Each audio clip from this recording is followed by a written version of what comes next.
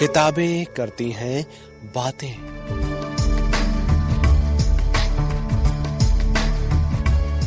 आवाज की तरंगों पर मेहनतकश जनता का साहित्य।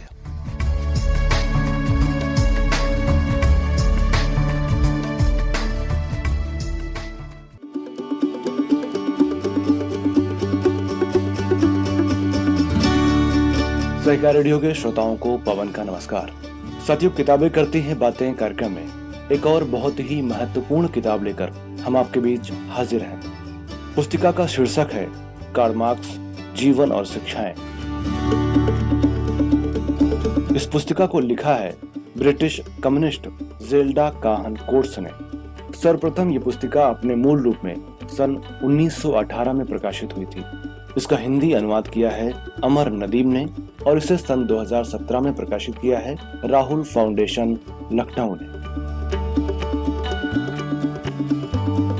ये छोटी सी पुस्तिका आपको कार्ल मार्क्स के जीवन के बहुत ही महत्वपूर्ण पहलुओं के बारे में तो बताएगी ही, साथ ही साथ इसे सुनकर या पढ़कर वो लोग जो मार्क्सवाद के बारे में बिल्कुल भी नहीं जानते या बहुत थोड़ा जानते हैं, उनके लिए ये पुस्तिका बहुत ही महत्वपूर्ण होने वाली है। तो बिना देर किए आइए सुनते हैं इस पुस्तिका की पहली कड़ी।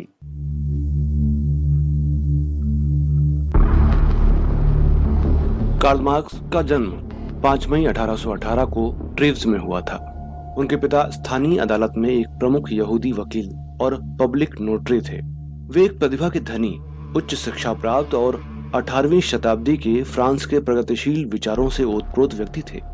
1824 में प्रशाई के एक सरकारी फरमान के अनुसार सारे यहूदियों के लिए बपतिस्मा करवाना यानी ईसाई बनना अनिवार्य कर दिया गया और इस फरमान के उल्लंघन का दंड था सारे राजकीय पदों हैसियतों से हाथ धो बैठना।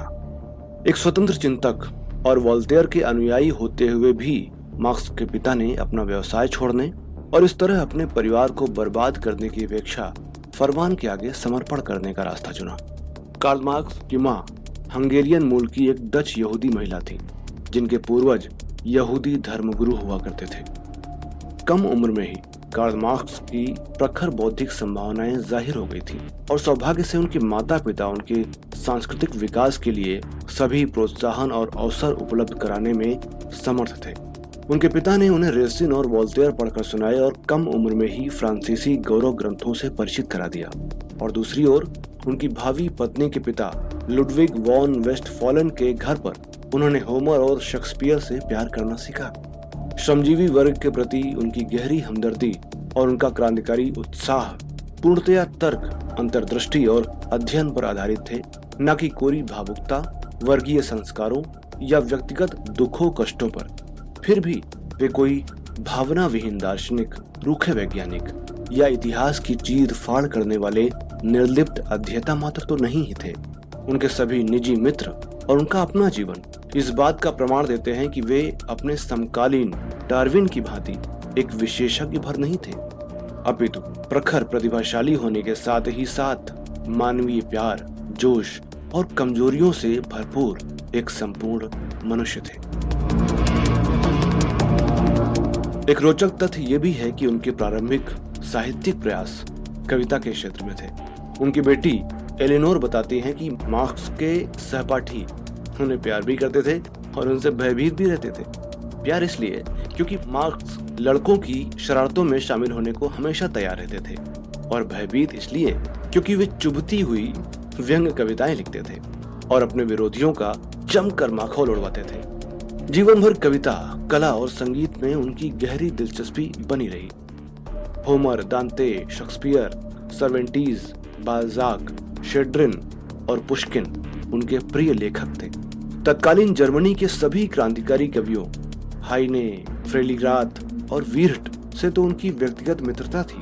मार्क्स ने उन्हें न केवल उनकी अनेक क्रांतिकारी कविताओं के लिए प्रेरित किया था, बल्कि जब वे हाइने के साथ पेरिस में थे तो अक्सर हाइने को अपनी कविताओं की पंक्तियां परिमार्जित करने में सहायता करते थे।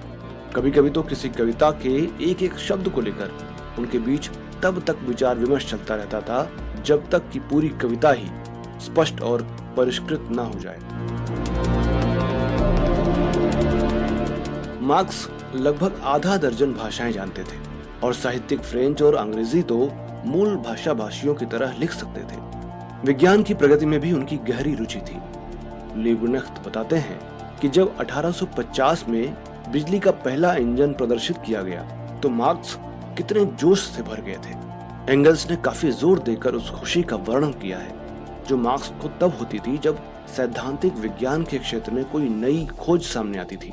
यद्यपि एंगल्स आगे कहते हैं कि ये खुशी उस उल्लास के सामने कुछ भी नहीं थी जो मार्क्स तब अनुभव करते थे जब ऐसी खोज तत्काल ही उद्योगों में भी प्रयुक्त होकर सामाजिक विकास में योगदान करने लगती थी।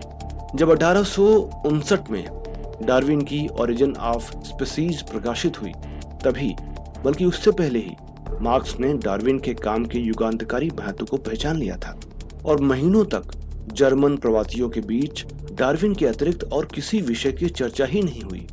ये उल्लेख हम मार्क्स के बहुआयामी व्यक्तित्व पर प्रकाश डालने के अतिरिक्त इस प्रचलित धारणा के खंडन के लिए भी कर रहे हैं कि मार्क्स एक रूखे सूखे अर्थशास्त्री भर थे। मार्क्स की कृतियों के बारे में हम आगे चलकर चर्चा करेंगे, पर यहाँ इतना तो कहा ही जा सकता है कि यद्यपि मार्क्स भी अर्थशास्त्रीय विज्ञान को एकदम सरल तो नहीं ही बना सकते थे, फिर भी विषय के अपेक्षातया अधिक औपचारिक पहलुओं की चर्चा भी उन्होंने वैसे नीरस ढंग से नहीं की जैसे कि पुराने अर्थशास्त्रियों ने की।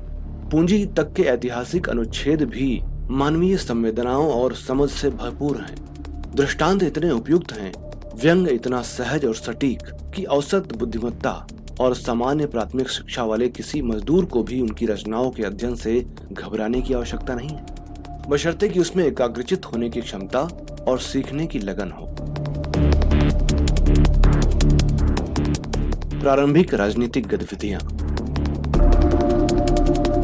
मार्क्स 16 वर्ष की आयु में बोन विश्वविद्यालय में दाखिल हुए और 1836 में अपने पिता की इच्छानुसार कानून की पढ़ाई करने के लिए बर्लिन विश्वविद्यालय चले गए। पर ऐसा लगता नहीं कि उन्होंने अपनी पढ़ाई पर अधिक ध्यान दिया हो। उनका मन दर्शन शास्त्र में अधिक लगता था और यद्यपि उनके माता पिता तो निराश हुए, पर विश्व को निस्संदेह इससे बहुत लाभ मिला कि युवा मार्क्स दर्शन शास्त्र के एक उत्साही अध्येता बन गए और बर्लिन की यंग हीगेलियंस की जमात में शामिल हो गए।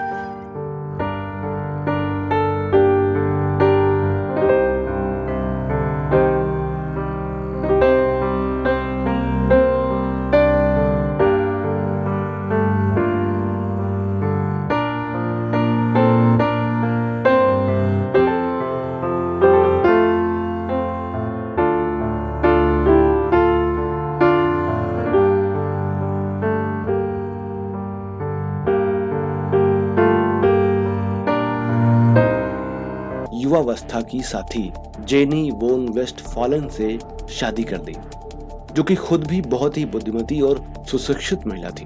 मार्क्स को उनसे बेहतर जीवन साथी मिल ही नहीं सकता था। विवाह के दिन से अपनी मृत्यु के दिन तक वे अपने पति के सारे सुख दुख, सारी आशाओं आकांक्षाओं की सहभागी रहीं। वे दोनों एक दूसरे के लिए समर्पित थे। मेहरिंग के कथनानुसार इस घोर नास्तिक और कम्युनिस्ट के एक कट्टर विरोधी ने भी इस विवाह को ईश्वर द्वारा नियोजित बताया था। एंगल्स से मुलाकात। राइनिश जॉयटोंग के दमन के पश्चात मार्क्स और उनकी पत्नी पेरिस चले गए। वहां मार्क्स ने कुछ समय के लिए फ्रांजो सिशे, ज़ारबुखेर डायचे में और बाद में पेरिस वोरवेयर्ड्स में काम किया।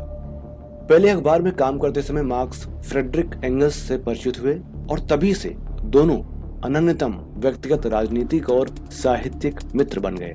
इसी समय तक मार्क्स अपनी भौतिकवादी अवधारणाओं की आधारभूत शुरुआत कर चुके थे, जिनकी चर्चा हम आगे चलकर करेंगे। इस शुरुआत तक मार्क्स मुख्यतया दर्शन शास्त्र के माध्यम से पहुंचे थे। दूसरी ओर एंगल्स, जो कि एक लंबे समय तक आधुनिक उद्योग की जन्मभूमि इंग्लैंड में रह चुके थे, समान निष्कर्षों पर इंग्लैंड के औद्योगिक जीवन की व्यावहारिक परिस्थितियों के अध्ययन से पहुंचे थे। इस तरह दोनों एक दूसरे के पूरक थे और दोनों ने मिलकर वो कर दिखाया जो अकेले के लिए असंभव ना भी हो तो कहीं अधिक कठिन तो अवश्य ही होता। अब से वे दोनों लगभग प्रतिदिन ही संपर्क में बने रहे, चाहे व्यक्तिगत रूप से या पत्रों के माध्यम से, और उनके ये साहित्यिक संबंध कितने रोचक और घनिष्ठ थे ये कुछ वर्ष पूर्व जर्मनी में बेबेल और बर्नस्टीन द्वारा 4 खंडों में प्रकाशित उनके पत्रों से पता चल जाता है। मार्क्स ने अपने सम्मिलित काम के सैद्धांतिक पक्ष के अध्ययन और शोध पर ध्यान केंद्रित किया, तो वहीं एंगल्स ने अपनी ऊर्जा अपने सैद्धांतिक निष्कर्षों के व्यावहारिक उपयोग और विशेष रूप से आगे चलकर अपने विचारों के प्रचार और अपने विरोधियों से विचारधारात्मक संघर्ष पर लगाई।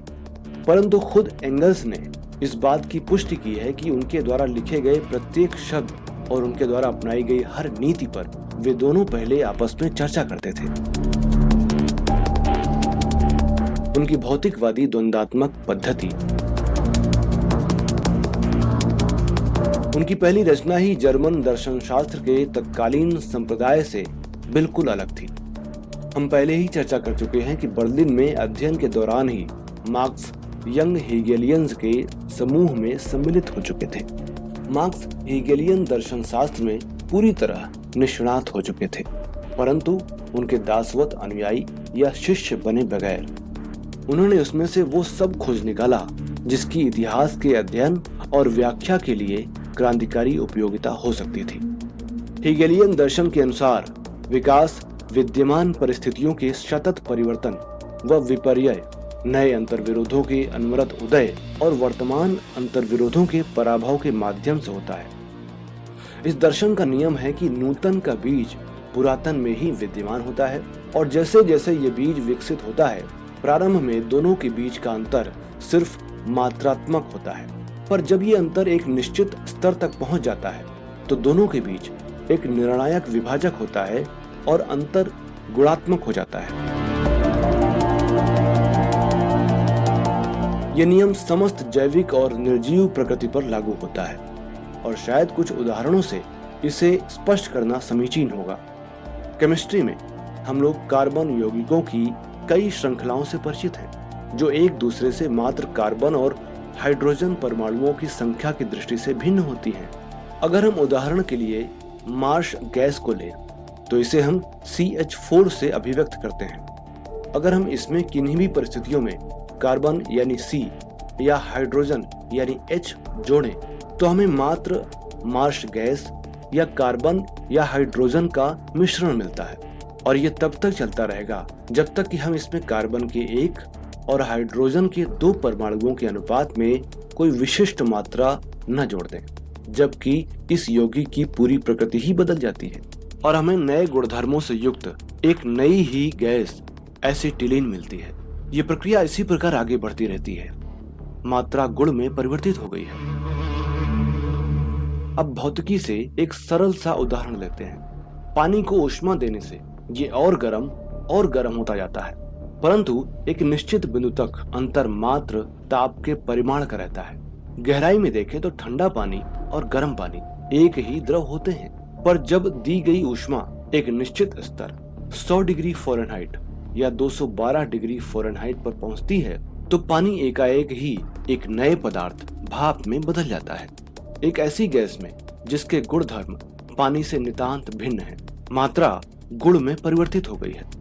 अब एक उदाहरण इतिहास से लेते हैं। जब तक श्रमिक जमीन से बंधा था, समाज भी भूदास व्यवस्था के स्तर पर था, परंतु उत्पादन और वाणिज्य के विकास के साथ साथ ही ये भी उत्तरोत्तर अधिक आवश्यक होता गया कि कुछ क्षेत्रों में श्रमिकों की मुक्त उपलब्धता सुनिश्चित की जाए, और ये तभी संभव हो सकता था जब मजदूरों या भावी मजदूरों को उन स्थानों की यात्रा करने की स्वतंत्रता हो जहां रोजगार के अवसर उपलब्ध हो। साथ ही जैसे जैसे कृषि के पुराने रूप और तरीके पुराने या भूस्वामियों के लिए अलाभप्रद होते गए, वैसे वैसे ही उन्होंने अपने भूमिदासों को आवागमन की स्वतंत्रता देना प्रारंभ कर दिया, या फिर उनके बंधुआ श्रम का अपने मौद्रिक भुगतानों या लगान के भुगतान के रूप में प्रयोग करना प्रारंभ कर दिया। इस तरह क्रमशः समाज में भूदासत्व के उन्मूलन के लिए परिस्थितियां विकसित होती गईं, और जब ये विकास एक निश्चित अवस्था तक पहुंच गया तो भूदासत्व स्वतंत्र निजी उत्पादन से विस्थापित हो गया। कुछ मामलों में ये परिवर्तन बहुत अधिक हिंसा का परिणाम था, जबकि कुछ अन्य मामलों में अपेक्षातया कम हिंसा से ही काम चल गया। कुछ मामलों में परिवर्तन काफी तेजी से तो कुछ अन्य मामलों में धीमे धीमे हुआ, परंतु सभी मामलों में ये एक क्रांतिकारी परिवर्तन था।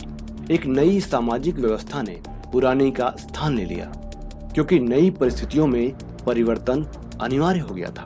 स्थानाभाव के कारण हम यहाँ सारे विज्ञानों और जीवन के सारे अनुभवों के उदाहरण नहीं दे सकते। मार्क्स और एंगल्स ने हीगल के दर्शन से अध्ययन के इन नियमों और पद्धतियों को अपनाया था, पर जहाँ वे हीगल की द्वंद्वात्मक पद्धति से दृढ़ता से जुड़े रहे, वहीं उन्होंने उसकी भाववादी सैद्धांतिक अधिरचना को अस्वीकार कर दिया। अन्य सभी भाववादी दार्शनिक संप्रदायों की ही तरह हेगेलियन दर्शन भी ये मानकर चलता है कि विचार वास्तविक परिस्थितियों के बिंब नहीं होते, अपितु उनकी अपनी स्वतंत्र सत्ता होती है, और उनके विकास पर ही अन्य सभी वस्तुओं का विकास आधारित होता है। मार्क्स और एंगल्स ने इस धारणा को नकार दिया। उन्होंने वास्तविक परिस्थितियों से स्वतंत्र व असंबद्ध विचार और विचारधारा की अवधारणा के स्थान पर भौतिकवाद, वस्तुगत विश्व, प्रकृति और इतिहास को सारे विकास का आधार बताया। 1845 में प्रकाशित अपनी पुस्तक द होली फैमिली में उन्होंने इस नए द्वंद्वात्मक भौतिकवाद को अभिव्यक्ति देने के साथ ही साथ परंपरावादी बुर्जुआ हीगेलियनों द्वारा हीगेल के दर्शन के अनुप्रयोग का खंडन भी किया। आगे चलकर उन दोनों ने उसी विषय पर एक और पुस्तक भी लिखी, जो कि यद्यपि प्रकाशित नहीं हुई, परंतु फिर भी जो उन्हें अपने विचारों को और भी स्पष्ट करने और अपनी भौतिकवादी अवधारणाओं पर और भी बेहतर पकड़ बनाने में सहायक हुई। इसी बीच मार्क्स पेरिस में राजनीतिक अर्थव्यवस्था के अध्ययन और प्रशाही सरकार के विरुद्ध गंभीर विचारधारात्मक संघर्ष में लगे रहे। प्रशाही सरकार ने इसका बदला मार्क्स को पेरिस से निष्कासित करवा के लिया। मार्क्स तब ब्रसेल्स चले गए, जहां वे जब तब डायचे ब्रसेलेर जाइटुंग में लिखते रहे। 1846 की मुक्त व्यापार कांग्रेस में उन्होंने मुक्त व्यापार के बारे में एक भाषण दिया, जो बाद में एक पैम्फलेट के रूप में प्रकाशित हुआ, और 1847 में उन्होंने प्रूधो की पुस्तक दरिद्रता का दर्शन के जवाब में फ्रांसीसी भाषा में दर्शन की दरिद्रता लिखी। इस पुस्तक में मार्क्स ने हेगेल के द्वंद्ववाद को अपने और एंगल्स के क्रांतिकारी भौतिकवादी रूप में प्रयुक्त करते हुए सामाजिक विकास नियमों को उजागर करने के साथ ही वैज्ञानिक समाजवाद के मूल तत्वों को भी विकसित किया है।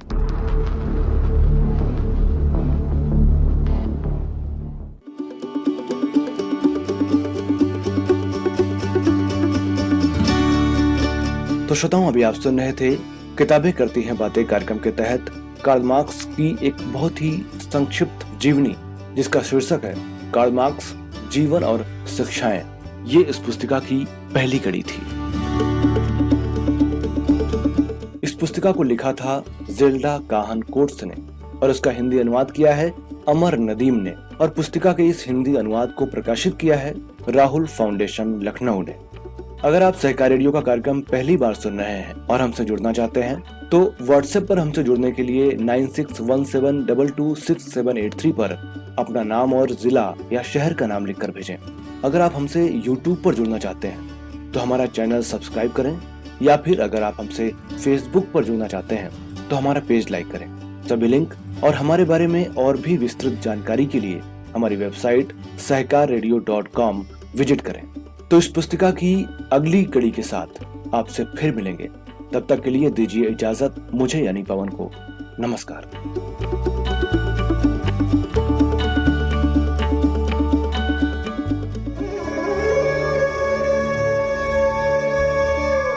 किताबें करती हैं बातें।